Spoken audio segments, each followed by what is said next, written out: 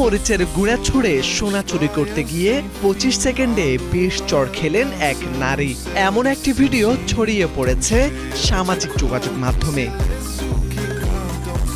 ভিডিওটিতে দেখা যায় সোনার দোকানে ক্রেতা সেজে মুখে ওড়না পেঁচিয়ে ঢোকেন এক নারী।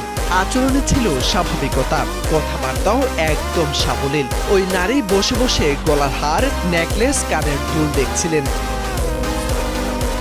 একটু পরেই ঘটে নারকীয় মোড়। হঠাৎ ওই নারী বিক্রেতার মুখে মরিচের গুঁড়া ছুঁড়ে মারেন।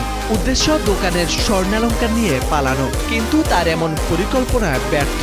চোখে মরিচ ঢোকার আগেই দোকানে হাত দিয়ে মুখ থেকে ফেলেন। এরপর মুহূর্তেই পাল্টা আঘাত শুরু।